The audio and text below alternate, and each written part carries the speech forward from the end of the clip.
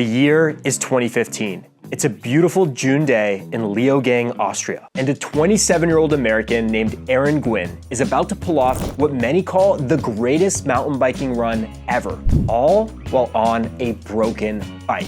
This is mountain biking's version of Michael Jordan's flu game, or even Senna's victory in Brazil with a busted gearbox. To understand how any of this was possible, we need to decode the madman inside the helmet. Aaron Gwin is coming down to the line now, surely to take the win. Look at the time! Aaron Gwin is a one-of-a-kind athlete. With 20 elite World Cup wins and 5 overall World Cup titles, he's one of mountain biking's greats. But his dominance in pro mountain biking is made even more impressive when you consider he didn't even start mountain biking until his early 20s. Mountain biking is a pretty young sport, and up until recently, there weren't many opportunities for young riders to race or even proper bikes for them. That's why in this industry, some of the top pros actually started in other sports, and Aaron Gwin was no exception. Born in San Bernardino, California, action sports were all he knew growing up. He began racing BMX at age 4 and competed nationally by age 8. Motocross was the next big step, and Aaron raced MX until injuries got in the way of his supercross dreams. Aaron's introduction to mountain biking was actually accidental. He borrowed a friend's bike, and a lifetime of experience on 2 wheels instantly translated to mountain biking when he raced a regional winter series. Just 8 months later, Aaron got signed by the Yeti Fox Factory race team, an insane feat for such a new entrant to the game. Soon, he was traveling thousands of miles across the world to race downhill professionally. Aaron's first big result was in July 2008 when he placed 10th at the Mont Saint Anne World Cup. This was the best result by an American in years, and it put Aaron's name on notice. His aggressive but also very precise riding style stood out, and his humility and commitment made him a fan favorite from early on. Fast forward to 2011, and Aaron was winning World Cups almost every weekend. It was clear he was the greatest American downhill mountain biker ever, and with the way he was riding, maybe the best to ever do it. It wasn't until 2015, though, that Aaron went from a successful rider to a fixture in mountain biking lore.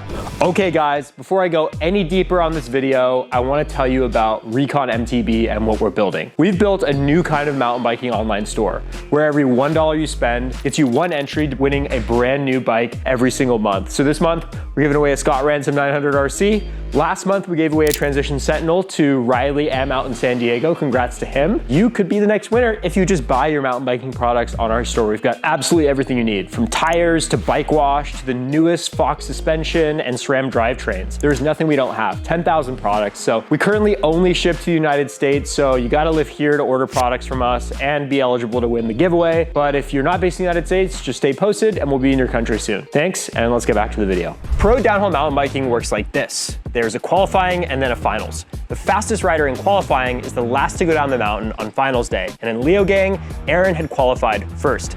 This was a position he was used to being in. He'd done it so many times and sealed the deal on that final run. However, when Aaron pedaled out the gate, disaster struck. His chain broke off almost instantly, and it didn't really make any sense because he was just pedaling down the ramp. He looked down to confirm what he'd felt, and the announcers noticed too. In downhill racing, hesitation just isn't a possibility. In a split second, Aaron decided he would go for it. He knew that Nico Mullally had pulled off a 4th place finish in the same situation. Maybe he could salvage some points and still notch a podium finish. Now, if you're not familiar with downhill mountain biking, you might be thinking, why does he need a chain? Why does he even need to pedal if he's ripping down a mountain? But on World Cup tracks, quick bursts of pedaling are absolutely necessary to gain that extra speed in flatter sections. For Aaron to have even a chance at a decent finish, he'd need to manage his momentum masterfully, hitting the perfect braking points, relying solely on gravity and pumping to gain that extra speed, and of course, making very calculated line choices. The announcers just couldn't believe their eyes when Aaron was less than a second off the race leader after the first split. Pedal. We haven't seen him put a pedal in yet. But he's less than a second off. He's less than a second off. How's Aaron Gwin doing it? Not a pedal stroke. He barreled down the mountain, using every bit of momentum he could, maintaining as much speed as possible through the corners. Aaron was simply riding out of his mind, possessed by a higher power to take that bike and win without a chain. It would have been shocking to everybody in the mountain biking world if Aaron had pulled out even a top 5 finish without a chain. But when he crossed the finish line, Aaron had beat Connor Fearon by 0.045 seconds, the literal skin of his teeth. Forward the time to beat. He's done it. That is crazy. Takes the win with no chain. Look at the time. Aaron Gwin does the impossible here in Leogang, Austria.